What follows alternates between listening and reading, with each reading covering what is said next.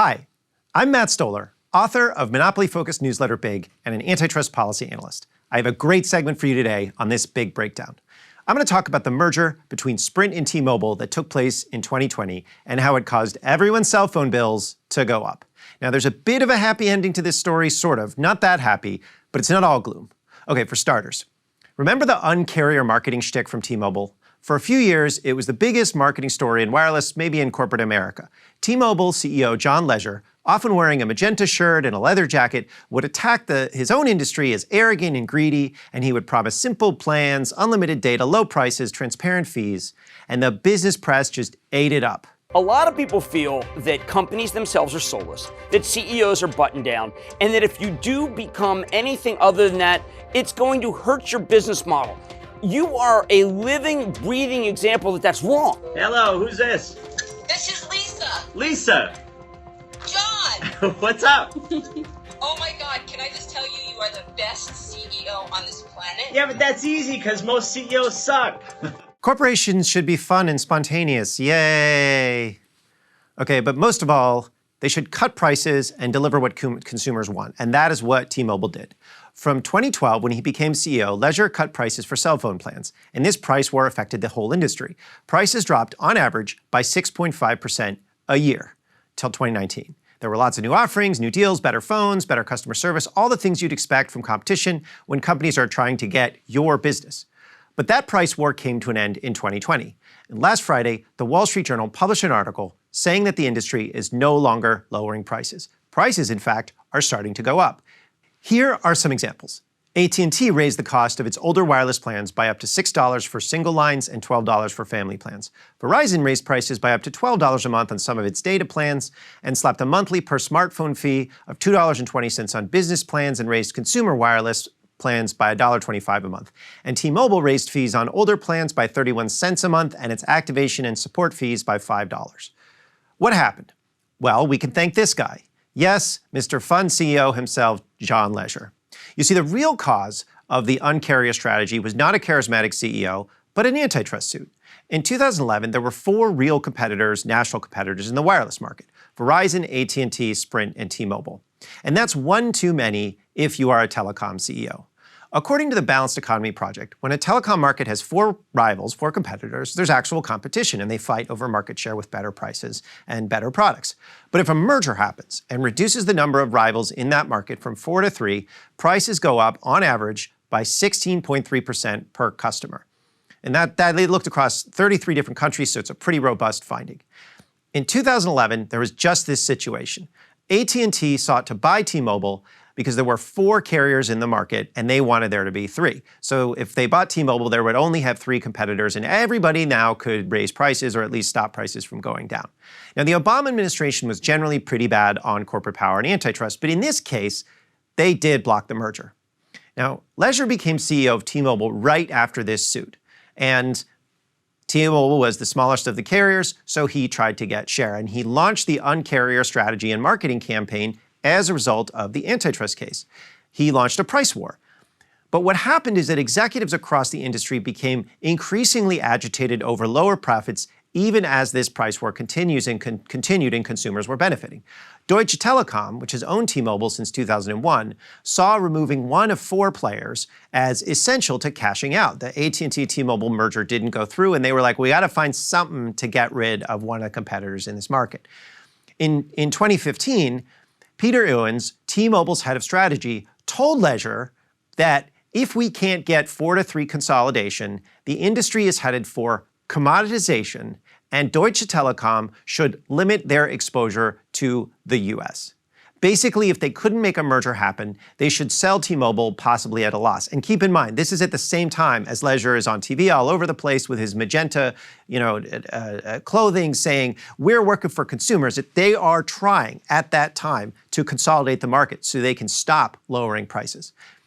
What happens? Okay, enter Donald Trump's new telecom-friendly administration. Now, I don't want to get partisan here because the Democrats are pretty close to corporate power, and so are the Republicans, but they're close to different industries. And the Republicans tend to be closer to the telecom industry. Well, immediately after Trump took office, Leisure texted the higher-ups at Deutsche Telekom, and he said that, quote, "the regulatory environment will never be better than now for a 4-to-3 merger." To highlight this point, he then added, quote, "big prizes, so smile and get to the table." And they did.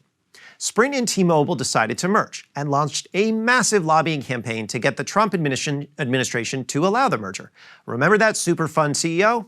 He had a lot of fun in Washington, D.C. And both Sprint and T-Mobile spent tons of money at the Trump Hotel to get their merger through. And it worked. Trump installed an ex-Verizon executive, Ajit Pai, at the Federal Communication Commission, which oversees telecom mergers. And Pai let T-Mobile buy Sprint without a challenge. In fact, he said it was a good merger, it was good for the public interest. But a number of state attorney generals, led by Letitia James in New York, did sue to stop the merger. Unfortunately, a Bill Clinton-appointed judge, Victor Marrero, heard the case and ruled against the states and for T-Mobile. Marrero did so because, for a number of reasons, one of which is that the federal government said, oh, this is a good merger. But also, throughout the process of buying Sprint, and T-Mobile executives and the trial had promised that they would continue its, quote, past pattern of aggressive competition with AT&T and Verizon, and that the merger would therefore not result in higher prices, end quote. But as soon as the merger closed, prices started going up. As Deutsche Telekom CEO publicly bragged after the merger closed, it's harvest time. Indeed, here is a price chart for wireless telephone services showing what happened before and after the merger. That sort of says it all. It turns out that, yes, Leisure had lied to the judge. Shocking, I know. Now, T-Mobile was blocked by the merger agreement from raising its prices directly, but it raised prices in other ways, by hiking fees, passing through increases in the cost of third-party benefits like streaming services, denying use of its network to its rival Dish, which was a condition of the merger, as well as increasing the cost of devices and handsets. T-Mobile also destroyed independent wireless dealers, shrinking the number of stores and forcing onerous terms on the remaining wireless dealers. T-Mobile also immediately started spying on its customers by expanding its surveillance ad business, which is exactly the kind of invasion of privacy that Google and Facebook engage in because they don't have a lot of competition. So the merger didn't just hurt T-Mobile customers. It changed the industry. It kind of hurt all mobile customers. Without price competition, AT&T and Verizon are now hiking prices and will likely keep doing so. Now, to be fair, some of the promises of the merging parties were kept. For instance, Sprint and T-Mobile executives got the large bonuses that they were promised for getting this merger through. Leisure himself received more than $137 million estimated out of the deal in a severance payment promised to him on completion of the merger. Yes, immediately after the deal, he stepped down as CEO, probably so he wouldn't ever have to look at the color magenta again. Now, normally, after such a fiasco, there's nothing to be done. Executives lie to a judge, a merger goes through, everybody but Wall Street loses, the end. But in a recent antitrust suit, this was filed just a couple of weeks ago, plaintiffs' lawyers in a class action suit representing consumers are suing T-Mobile and its owners, Deutsche Telekom and SoftBank, on behalf of consumers, and they are calling for a reversal of the merger and for damages based on what they show are unfair price hikes. Now, could a breakup happen? Could these private plaintiffs get what they want? Well, last year, the Fourth Circuit heard a similar suit and ordered a breakup of a company called Jeld-Wen, which is a window and door producer that cheated competitors. So it is possible. There is precedent.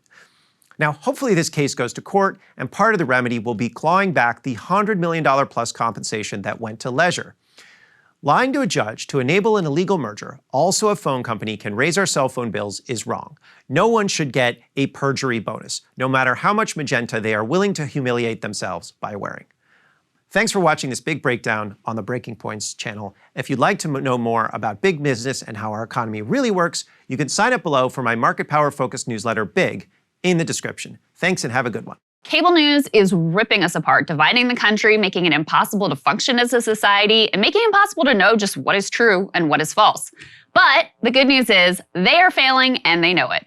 That is why we're building something new, a new mainstream, a healthier one, something more trustworthy, something that we are going to need in one of the most pivotal times in American history. We are building up here for the midterms, for the upcoming presidential election, but we need your help. So if you can help us out by becoming a premium member today at breakingpoints.com, we're trying to change America for the better and the entire world. So what are you waiting for, guys? Go to breakingpoints.com and sign up and help us build a new mainstream.